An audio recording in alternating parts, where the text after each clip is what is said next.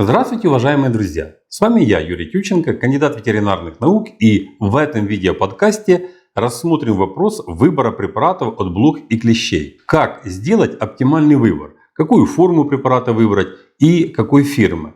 Этот вопрос постоянно стоит перед владельцами собак. Все владельцы собак прекрасно понимают, какую опасность таят в себе эктопаразиты. Блохи являются промежуточными хозяинами некоторых видов глистов и причиной блошиного дерматита. Укусы иксодовых клещей являются причиной пироплазмоза собак, который во многих случаях заканчивается гибелью животного. Поэтому внимание к эктопаразитарным препаратам всегда очень пристальное. И причем, как показывает практика, что ключевым моментом выбора препаратов является их эффективность, не цена. Фактор цены стоит далеко не на первом месте. Владельцы собак в большинстве случаев готовы платить больше, но получить взамен гарантию качества препарата, гарантию того, что их собака не заболеет. Особенно пристальное внимание уделяется защите от иксодовых клещей, ведь по их причине можно вообще потерять животное. Как правило, выбор препаратов от блох и клещей базируется на советах продавца зоомагазина,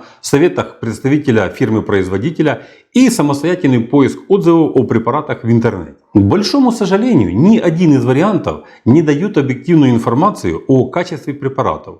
В зоомагазинах обученные продавцы с улыбкой и доверительным выражением лица назовут вам препарат, по которому в данный момент идет акция и за продажу которых они потом получат бонус. Представители фирм-производителей с совсем бескорыстным выражением лица, умело манипулируя какими-то данными, в которых вы мало что понимаете, будут убеждать вас, что вариантов в этом вопросе нет, что препарат их и только их фирмы самый-самый лучший.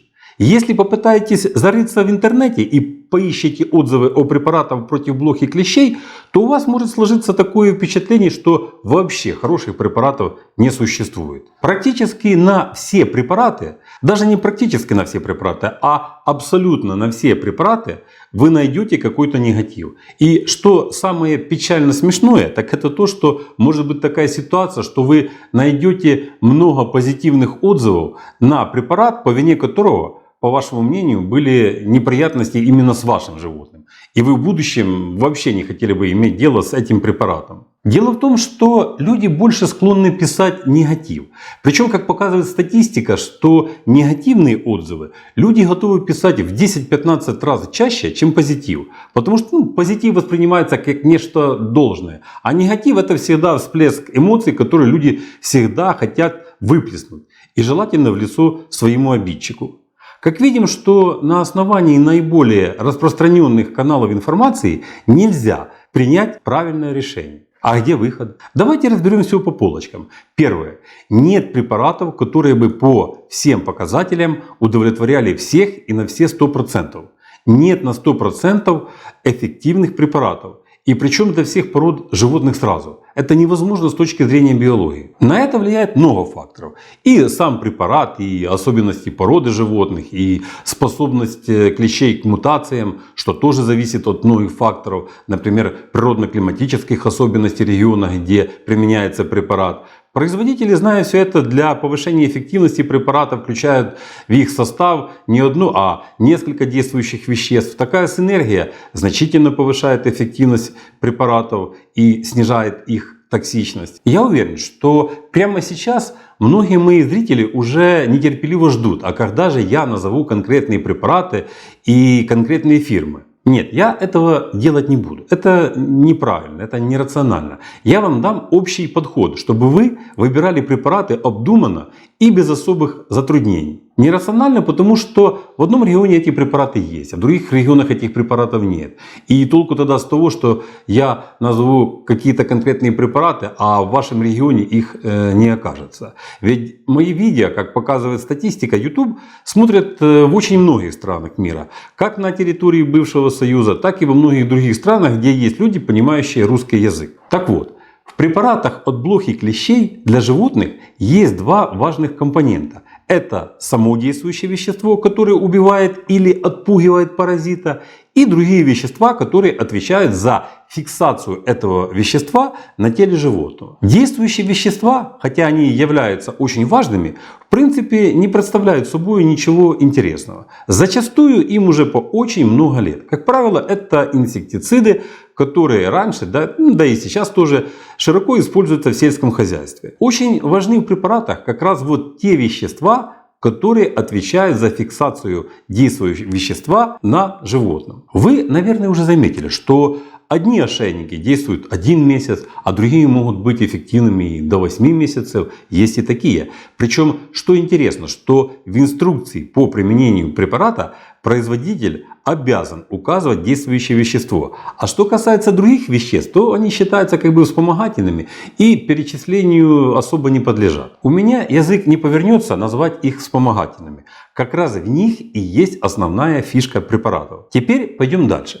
Как происходит создание новых препаратов? Есть большие фирмы с мировым именем, которые являются пионерами, первопроходцами в создании эктопаразитарных препаратов, которые, создав препарат, начинают его продавать во многих странах мира. Эти препараты проходят обязательную сертификацию, для чего подается полная документация на препарат в регистрирующий орган. И понятно, что там есть очень много данных, узнав о которых можно сделать такой же препарат в какой-то локальной стране, что зачастую и делается. Так вот, если данные о действующем веществе подлежат обязательному описанию, то данные о так называемых вспомогательных веществах не обязательно указывать в полном объеме. А именно это и является основным ноу-хау препарата. И получается так, что существует очень много препаратов с одним и тем же действующим веществом, но очень разных по своей эффективности. Да, такие препараты тоже будут убивать эктопаразитов, но кто его знает,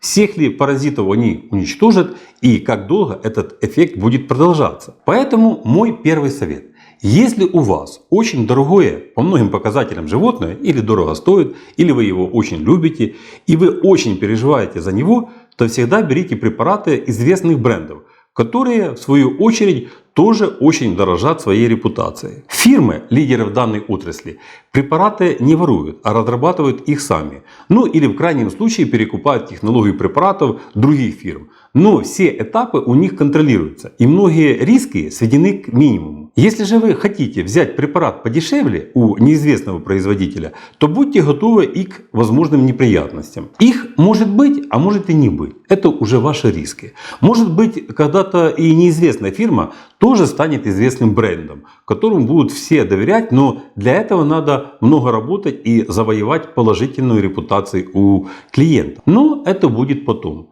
в неопределенном будущем. А ведь ваши животные надо защищать сейчас. Второй совет. Доверяйте своему ветеринарному врачу. Это тоже не стопроцентная гарантия, но если вы наблюдаетесь и лечитесь у какого-то конкретного специалиста, то он не будет вам советовать какой-то плохой препарат. Только исходя из тех соображений, что за его продажу он получит какую-то выгоду. Да, врач тоже находится под пристальным прицелом маркетологов. Они тоже стараются всячески его обаять.